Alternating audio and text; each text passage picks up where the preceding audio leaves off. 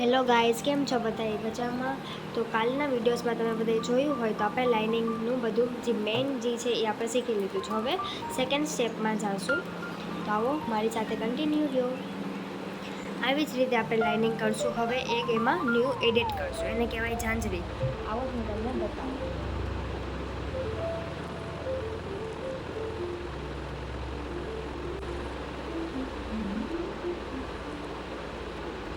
આને ઝાંઝરી કહેવાય. આમાં પણ બહુ બધું વેરિએશન છે ઝાંઝરીમાં પણ. લાંબી, ઊભી, ટૂંકી, જાડી, પતલી, જેમ તમે બધી એક સરખી કરશો આવી રીતે સરખી પ્રોપર કરશો તો જ એમાં પરફેક્શન આવશે.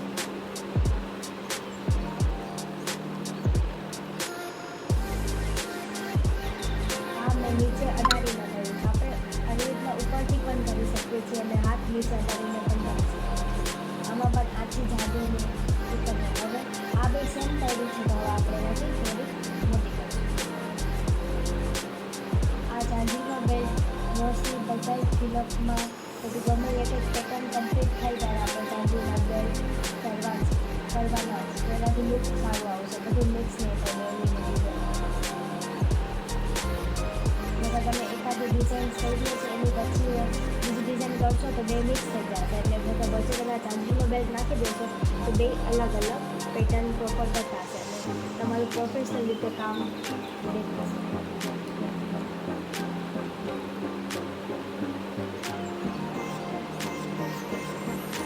હજી મેં તમને કાલના વિડીયોમાં બતાવ્યા હતા એ વસ્તુ આપણે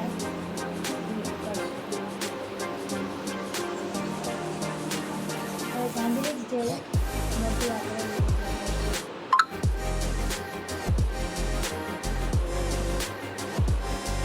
ફરી એક વાર થોડીક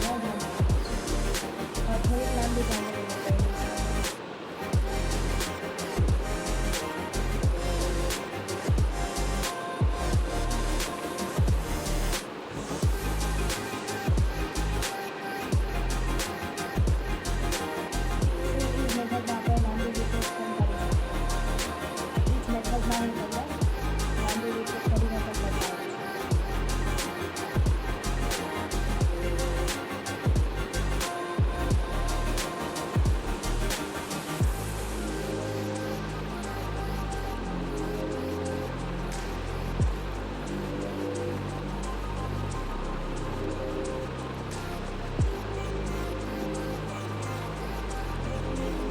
આ લાઈન જે નીચેની છે આપણે ટચ કરીને જ કરવાની. ઝાંઝરી મોટી ચાવીને ટચ કરીને જ કરવાની. તમે જોઈ શકો છો બંનેમાં ડિફરન્સ. હવે આપણે આગળ વધશું. ઝાંઝરી પછી જલેબી.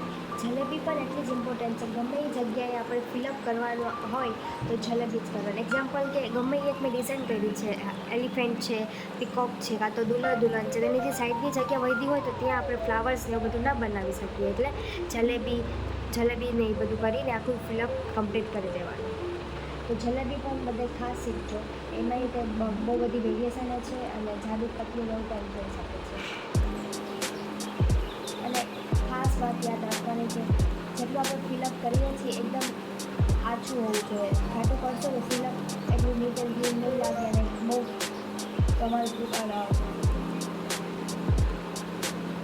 તમારું ફિલઅપ નીટ એન્ડ ક્લીન નહીં લાગે અને પ્રોફેશનલ રીતે લુક નહીં આવે સારો. આ મેં ઊંધી જલેબી કરી છે.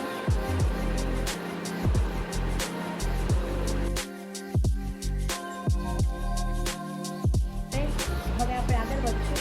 તો હવે જલેબી પ્લસ ઝાંઝરીને આપણે મિક્સ કરશું. આ બંનેને મિક્સ કરીને એક પેટર્ન ક્રિએટ કરવાની છે. પહેલાં તો મેં જલેબી બનાવી દીધી. હવે ઝાંઝરી બનાવીશું.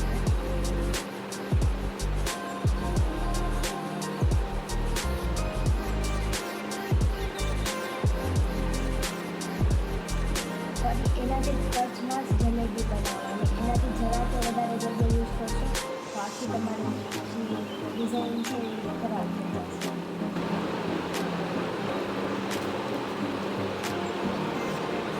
અને આ મેથડને એક વસ્તુ યાદ રાખવાનું કે જલેબી હંમેશા ઘાટી કરવાની અને જાંબુડી કરો છો એ આછી કરવાની.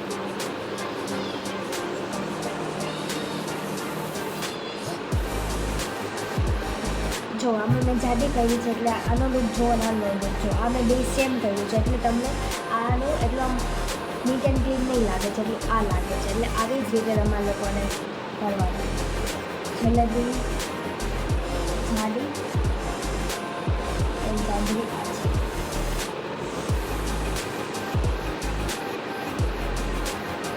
હવે આમાં જ તમે ઘણી બધી વેરિએશન કરી શકો છો. જો આગળ બતાવો તમને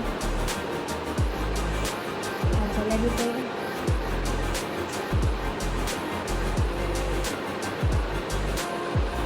જાંજરી કરી. હવે એને ડગમાં જ બે લાઈન પણ કરી શકો છો. આપણે આવી જ રીતે સેમ મેથડમાં રાઉન્ડ પણ કરી શકીએ છીએ. હવે આમાં વધારે એ જ તમારે જોવાનું કે જેટલું રાઉન્ડ પ્રોપર અને ડાર્ક હશે, ઘાટું હશે એની એટલું જ તમને મસ્ત લુક આપશે. અને જાંજરી એકદમ નીટ એન્ડ ક્લીન હોવી જોઈએ. શેપ જાંજરીનો એકદમ પરફેક્ટ હોવા જોઈએ અને બધા એક જ સરખા જાડા પતલા ના હોવા જોઈએ.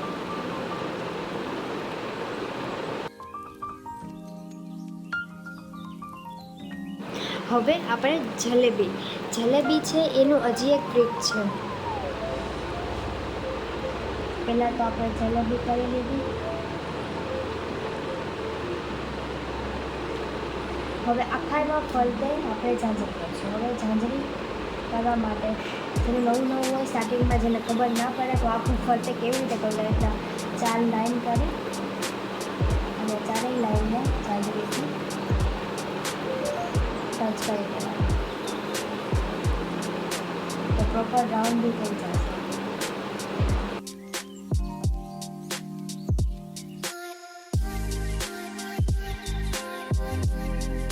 આ પેજમાં આપણે શીખવું છે કે મહેંદી સ્ટાર્ટિંગ કેનાથી થાય છે, મતલબ કે લાઇનિંગથી જ એક પ્રોપર લાઇન નહીં હોય તો તમારી આખી મહેંદી નહીં થાય.